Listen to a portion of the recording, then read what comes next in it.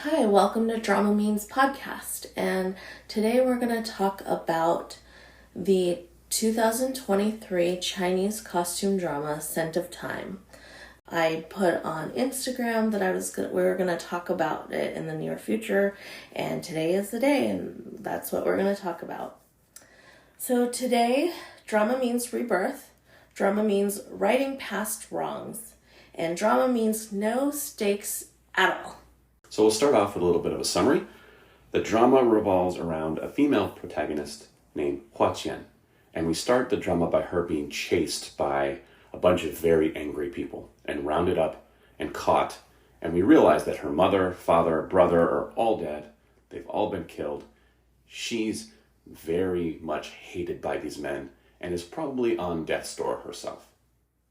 And we'll come to find out, kind of all rightfully so, because her and her family are some scheming bitches. And when she gets knocked out, because she's basically overwhelmed with grief by the fact that her whole family has died, and she passes out, and when she wakes up, she is 2 years in the past on her wedding day. And she can't believe she's been given this second chance to do her life over. And this time, she's going to right all of those wrongs. Now we'll dig into all the details of that, but that's the general gist of the drama. If you haven't seen it yet, maybe you want to go watch it before we rip into it. Not rip into it. Yeah. Or both. Well, last week we said we're going to bring the positivity train. And when I recorded last week's episode, I really thought that it was going to be a positivity train. But no, it's going to be another rant episode, I believe. And so here we go. Here's the hatred. So I'd like to take this opportunity to point out how the mighty have fallen. Because if you listen to last week's episode, Mel gave me quite a bit of guff. And I use that term liberally, guff, about forcing her to continue to watch the Japanese drama Code even after she basically wanted to drop it. Well, now the tables have turned, because upon starting Scent of Time, I basically said, this is stupid. I hated all the characters. I didn't like the lead. I didn't like her two potential love interests. I basically didn't like anything about this. I was very ready to drop this. And Mel says, no, I'm not dropping this. I'm going to keep watching it because it's good and I like the lead. Blah, blah, blah. The thing is, I didn't force you to watch it with me. Even with Code Japan, you didn't really watch it. You played on your phone while it was on television. So let's clear the air about the amount of forcing that happened. I watched it, because it was on, I watched it.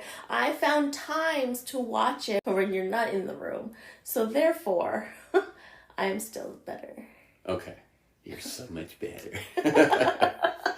But I did have to get the daily updates about what was going on. That's true. In the drama. Okay, this happened now. And I don't like to say I told you so, but it turned out the drama was even dumber than I first thought. You most definitely like to say I told you so don't even lie about that. Yeah, I like it. I told you this one was a stinker. Let's get this out of the way. Joye is so gorgeous. She's so pretty. I can't stop looking at her. Okay, but that's the only reason you liked this show. That's not I even really true. think you had rose-colored glasses on from the very beginning. I was like, you got so mad at me because the first 3 episodes, I was like, I hate her. I think she's a shit character. The whole point of the show is that she's gone back 2 years, and now she knows what's going to happen in the next year or so, and she can right the wrongs from the past. The only reason she wants to right the wrongs from the past is it didn't work out so well for her the first time.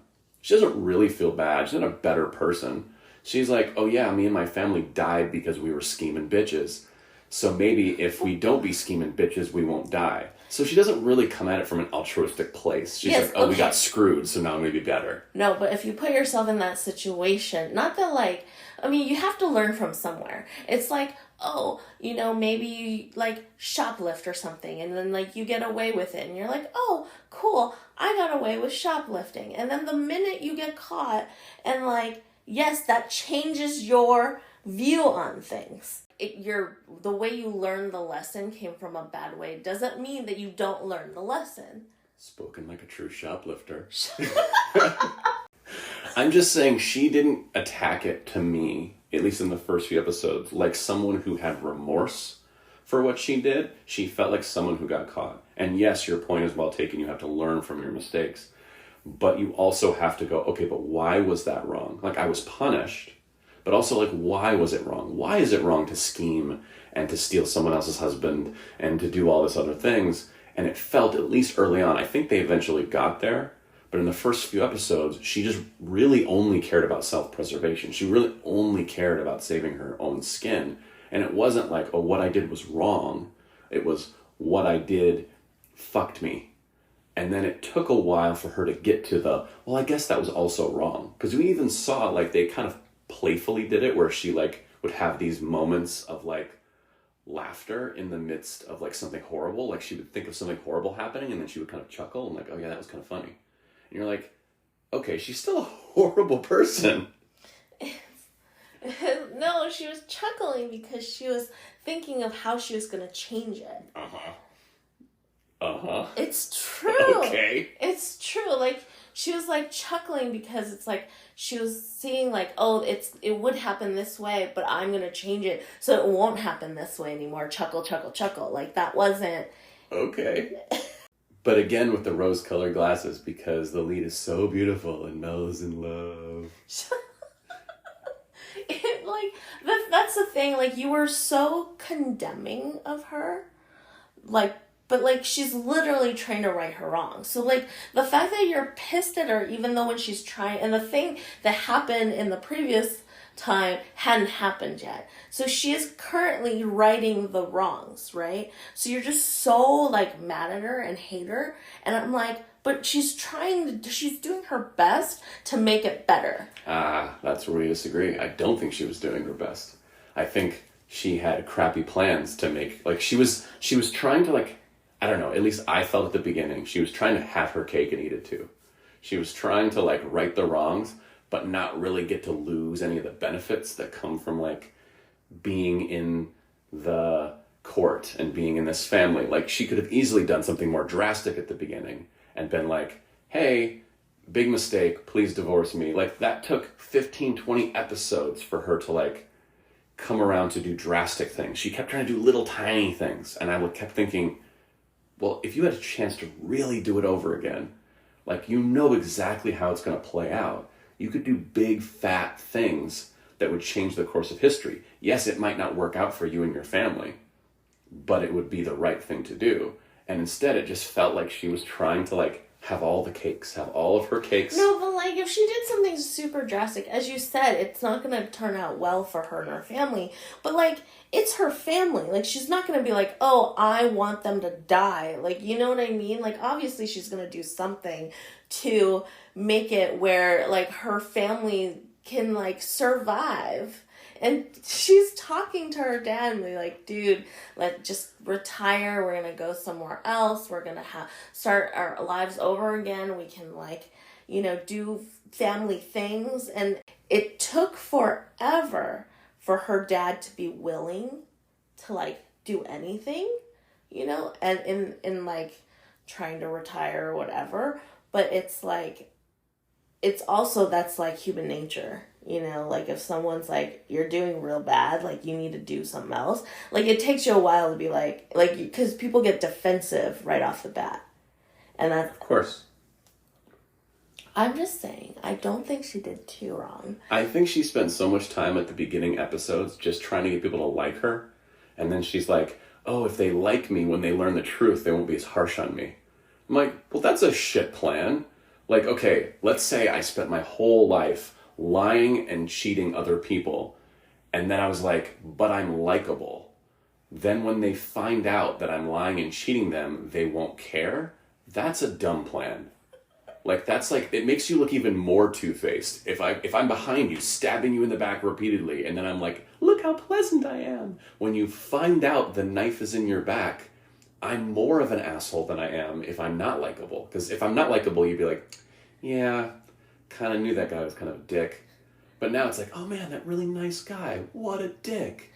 So I just didn't understand, like, that part of it. Like, she spent so much time hanging out with the ladies and being likable. Well, I mean, it kind of worked in her favor in terms of the eldest princess, which is the Lord's mom, right? She was trying to be more in her favor. And it worked because by the end, instead of the poison, the mom gives her a chance to, like, live away from the Lord. So, like... It worked because the writers needed it to work.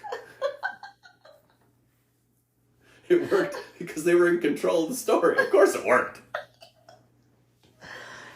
Okay, you're right on that. Anyway, so I am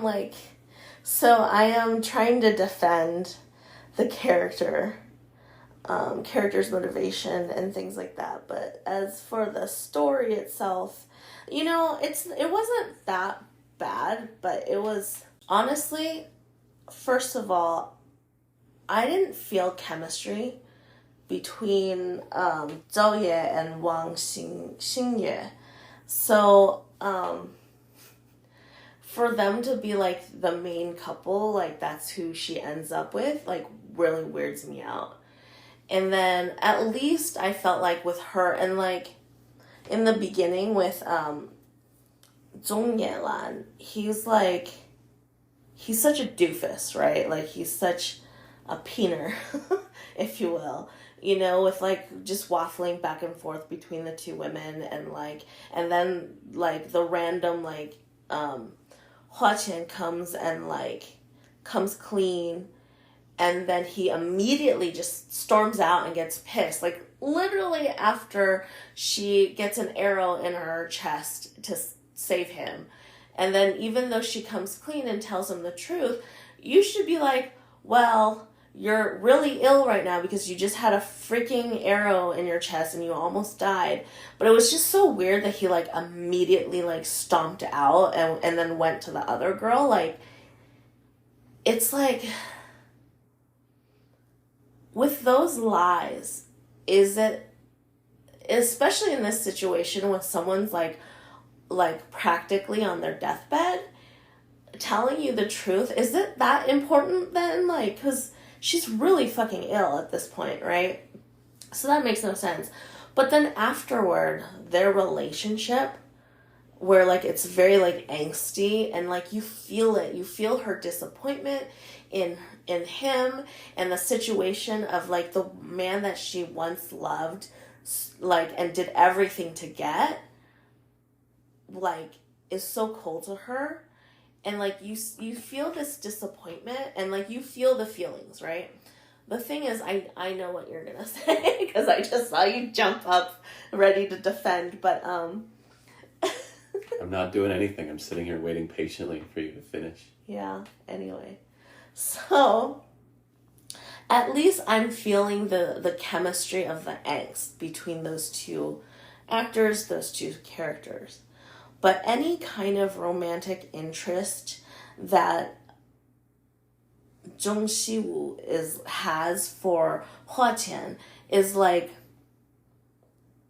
fake. It doesn't feel real. And they kind of, like, give you some flashbacks at the end of the whole series that shows, like, oh, he actually was really deeply in love with her for a long time. But it's just like, we didn't get to see that in the beginning, and it's just thrown in there at the end, and it just feels so, like, an afterthought. So the whole time I'm, like, not rooting for them. And I'm also not rooting for the husband either, Yelan, because he's just, like, I don't know, he's a tool. But that's the problem with the structure completely. Like, they're fighting the structure of their show, because you want to start with this action sequence where she's being chased down and her family dies and we see the present, and then she goes back 2 years. The problem with the structure is that we didn't get any of the backstory really between her and the husband, or her and the lord of the house. Like, we didn't get any window into what those relationships meant. So all we can go on is she really wanted to be this dude's wife, and she schemed to become his wife. But we didn't understand that, like, well, did she love him, or was she just scheming? Did he love her? Like, we don't get to see any of the courtship. And, like, that's what romantic dramas are, is the courtship. Like, in TV, we always say the second your two characters get together, the show's over. Because people, Like together isn't interesting. Like people in love isn't interesting. People falling in love is interesting. So we skipped all the falling in love part. And now they're on their wedding day and they're getting married. So you don't understand, other than just a flash here, a flash there, or what characters are telling us, that these characters are really infatuated with each other. So then it's like, trust me, bro, they like each other. And I'm like, I just don't feel it, because in the present, she's basically trying to undo the marriage. Like, she's trying to get out of the marriage. The husband has an infatuation with another girl. We don't know if that's more or less than the infatuation he had to marry her. Like, there's no way to compare those two relationships because we haven't seen any of it. The infatuation of him marrying her is because she posed as the other woman. Right, but again, that doesn't even come out till a little bit later. Yeah. And so it's kind of like watching a romance with like blinders on, because you just have no context for any of the stuff going on in the present other than like furtive glances from the lord of the house and like just... Or was it fists clenching? There was a lot of fist clenching. Or like rubbing like, I'm going to caress this totem that's been given to me by another character, like the weird girl in the court who kept like holding on to her love's like satchel, and then she does it later. She made it for her love, but never got a chance to give it to him. Exactly, but like they're not giving us what those romances are, so they have to figure out a way of like, all right, we need a shot where it looks like this person is thinking about the one that really matters to them, but we haven't given the audience any context. So now we have to resort to fists clenching or rubbing some sort of totem gift. And like at the end with the lead character where she throws away the medicine jar. And she'd been holding that for like an episode in this little packet, and they haven't told us what it is. Several episodes she had been like holding on. Every time she got nervous or something, or like he gets too close to her, she holds this thing, and the whole time like, what is this thing that she's holding? Like, is it a weapon? Is it something that she can protect herself if she gets attacked or whatever? And then you realize it's the thing that he had given her, and it just felt so like... No, but it was their only way to do it, because the structure of their show, they didn't allow us a window into the backstory and the context to how much these characters wanted and loved each other. And so I felt like all the thematics, because it was set up to me so poorly, everything else is so much harder. You've made it so hard on yourself to connect these characters together, which from the beginning, like, forget I thought her plan was dumb and I thought being liked was a stupid plan. There was no chemistry between her and any of the dudes in the show at all. And so you're like, well, what are we watching?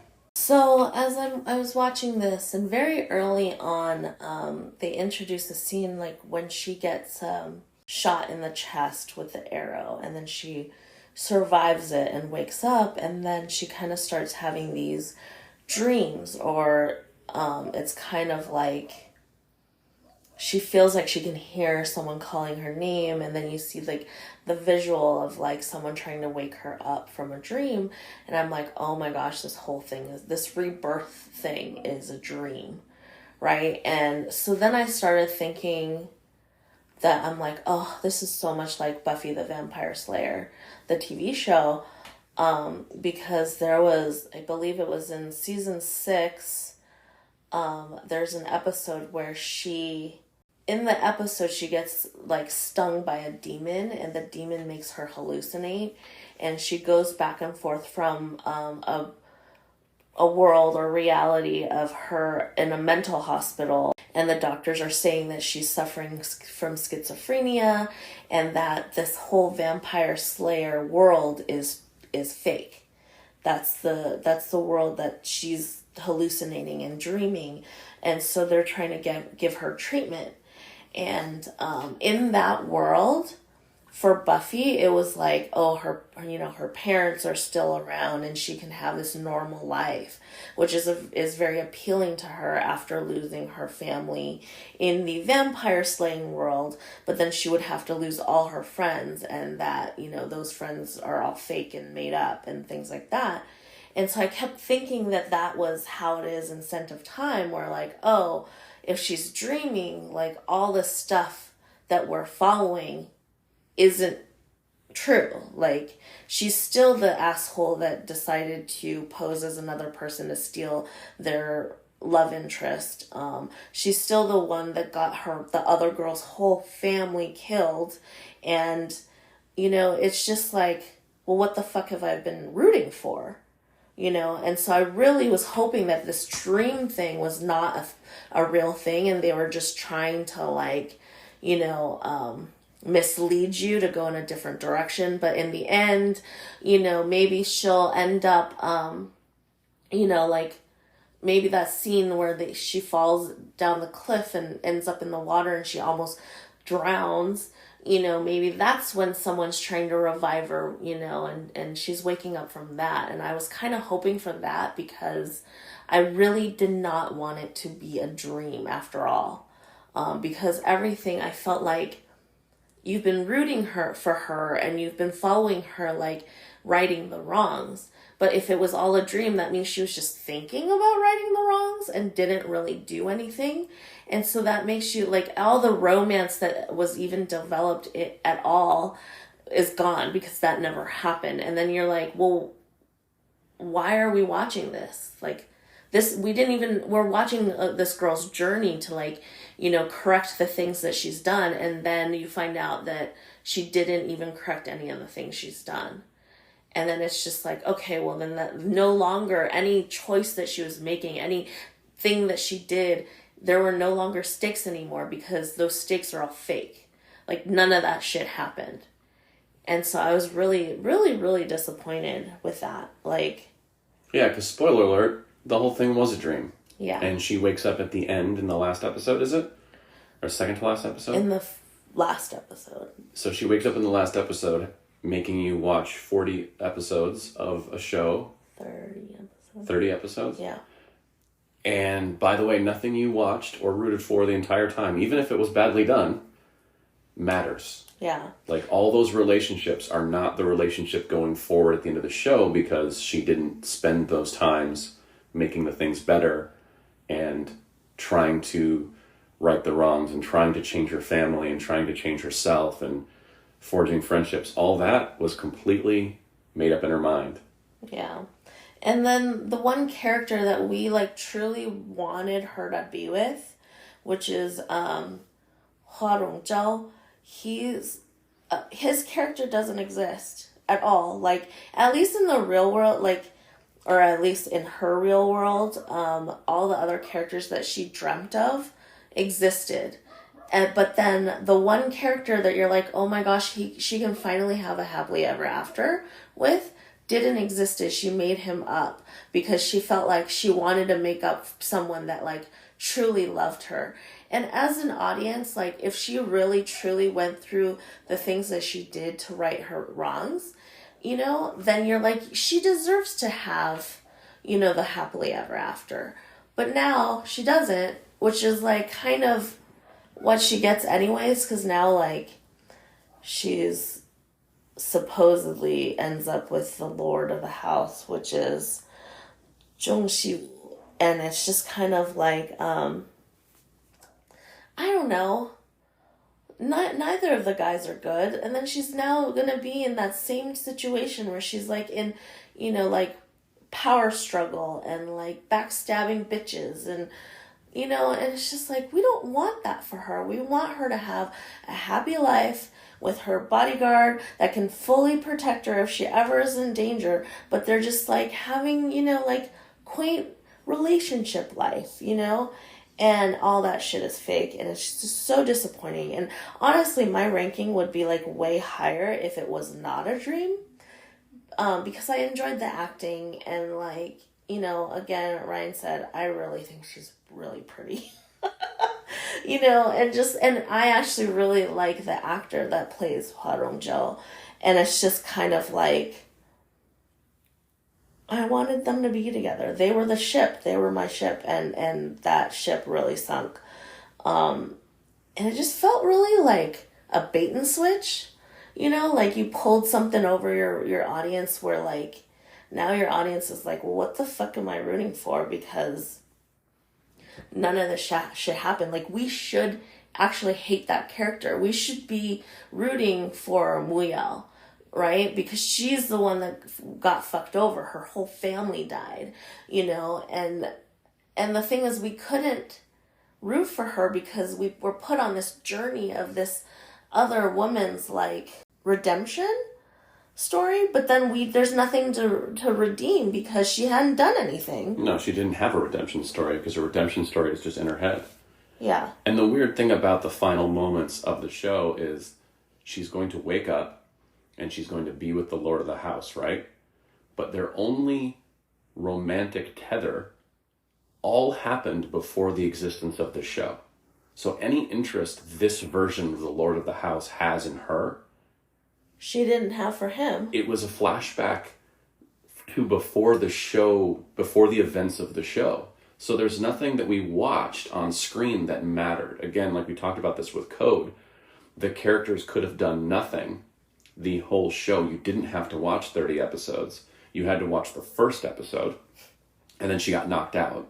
And then if you watch the last episode, where he has some flashbacks about how much he cares about her, and has a quick dream, and is in dreamy dreamland, and then wakes up, the rest of those episodes don't matter at all.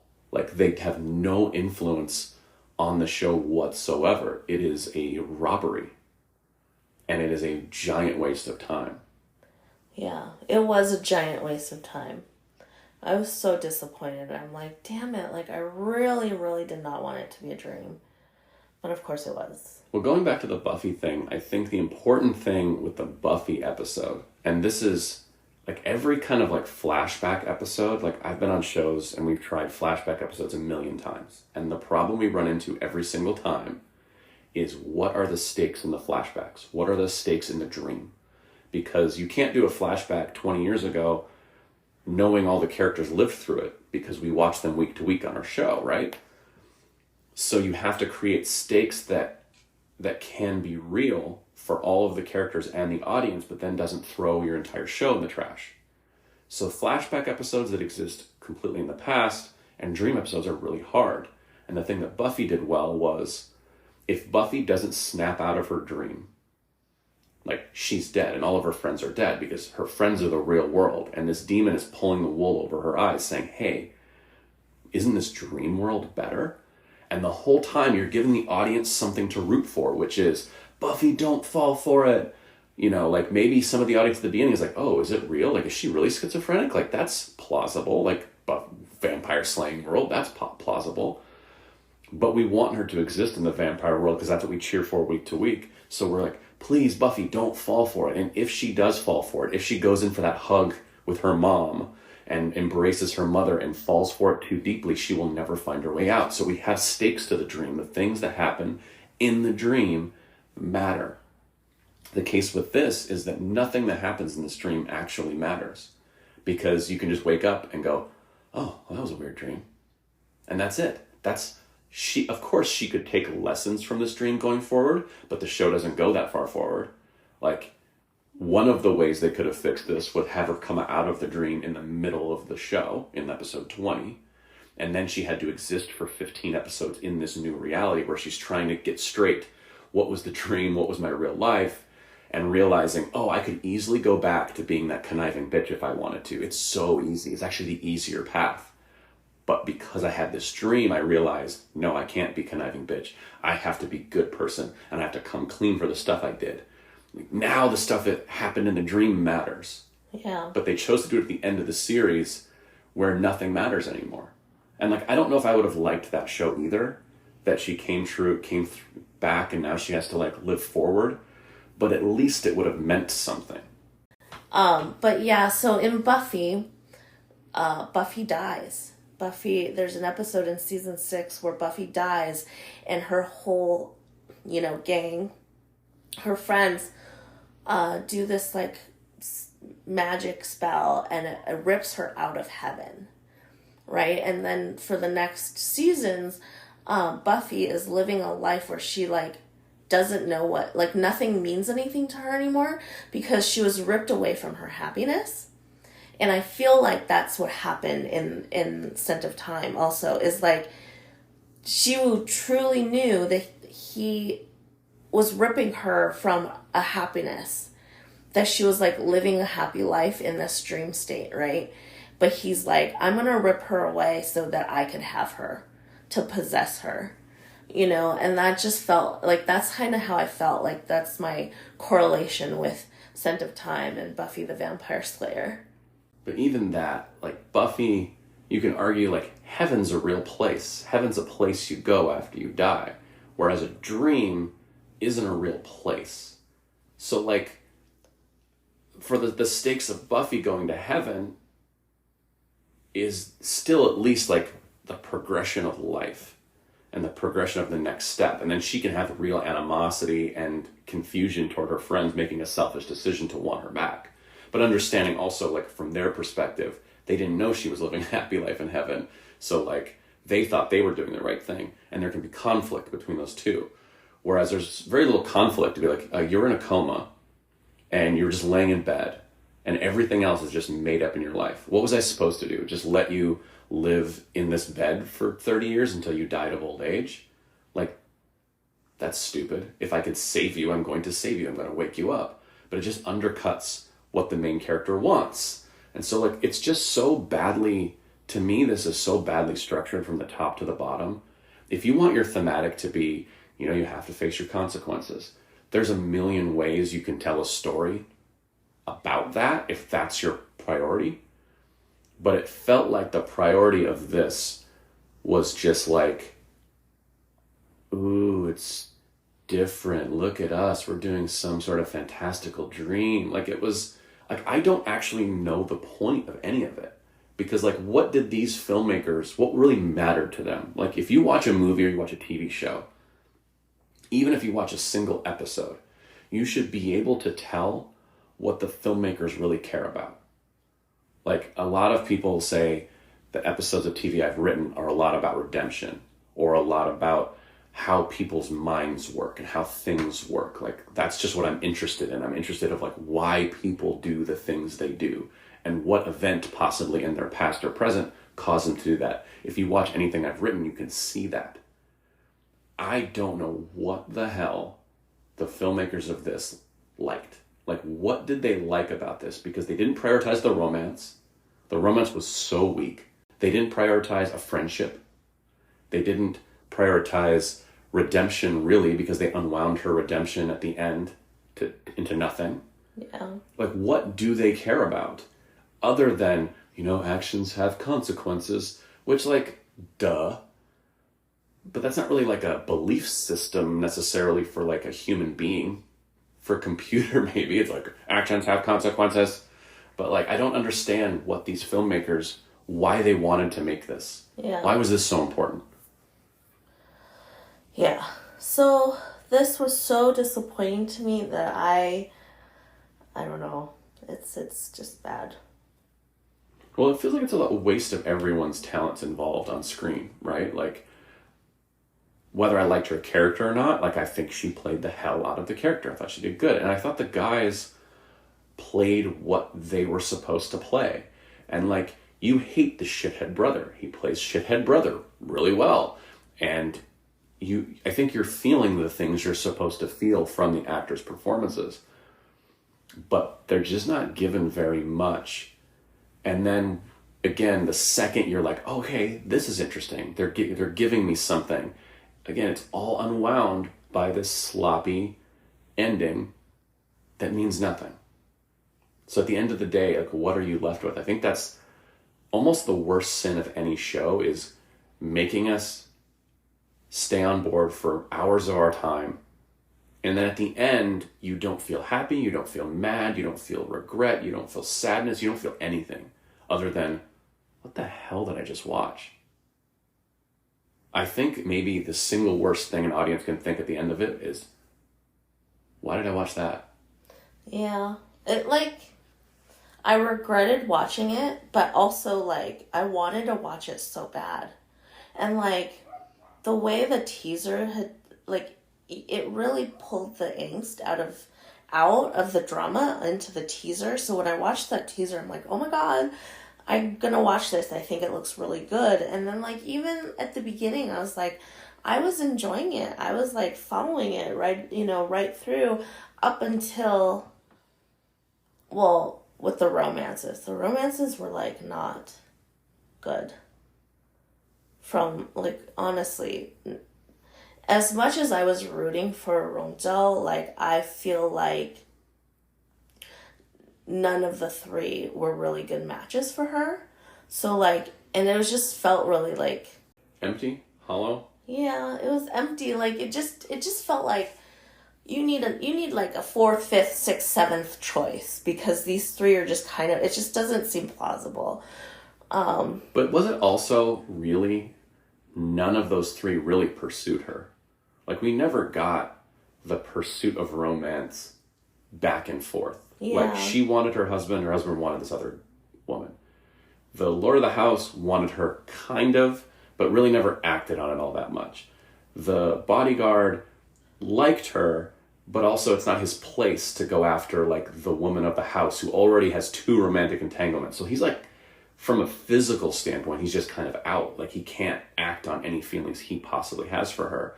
So you don't get a pursuit of love in this, because it's just kind of, they haven't presented us with a viable option, really. Yeah.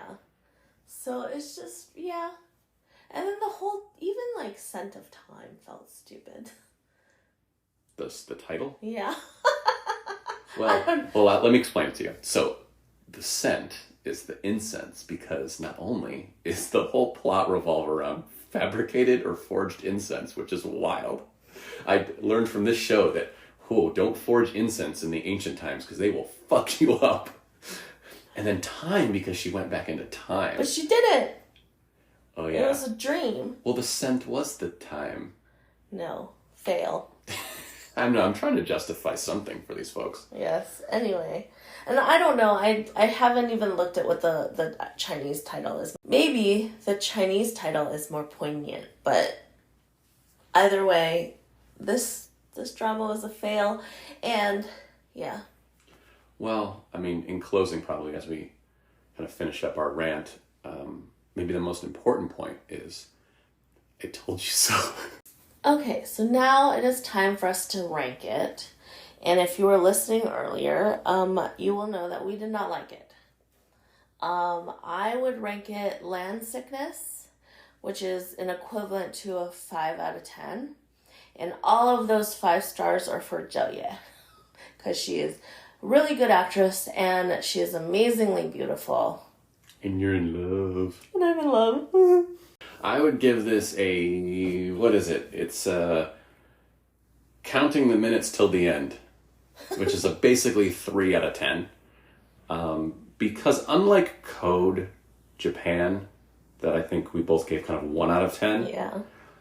At least the humans behave like humans in this show, and I think the characters are playing characters. Like, I think that all the actors and even the writing, they were trying to stay true to the characters they were drawing. It's just was a completely wasted effort.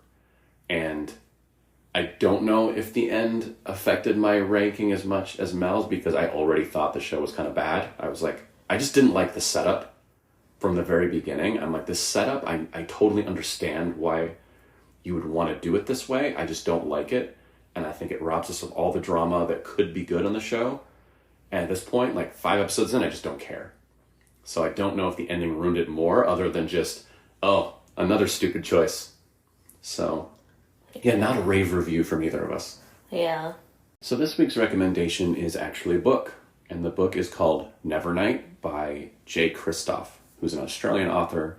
It's the first book in a 3-book series and revolves around a young girl's crazy, insane journey to become the world's greatest and most feared assassin. And it's in a fantasy setting. There's magic, and there's darkness, and there's hell, and there's heavens, and there's, monsters and demons and all sorts of crazy cool stuff to kind of wrap your head around. But the reason I recommend it this time is that they do a pretty good job of kind of managing dual timelines, like when they do it. I think book 2 actually exists in the present and then in flashbacks, and it kind of cuts back and forth between the two. But they do a really good job of having the flashbacks matter a lot. And the flashbacks don't ruin the drama for the present, it actually highlights the drama for the present. So you get to see her current journey and then also the journey she took to get to this point. And that's what I think Scent of Time could have really taken a lesson from, of there's a way to do dreamscape and there's a way to do present and there's a way to mix them in a way that's enjoyable and builds the stakes and builds the relationships, that doesn't undercut the drama, that doesn't just undo everything we watched. So I think give Nevernight a try. It's on Audible. It's also available in hardcover and paperback, basically everywhere. Pretty easy to find. Kind of an underrated book when you think about the kind of Lord of the Rings and the Harry Potters and the Wheel of Times and all these ones that people know about. Nevernight kind of flew under the radar. And so it's definitely worth a listen or a read.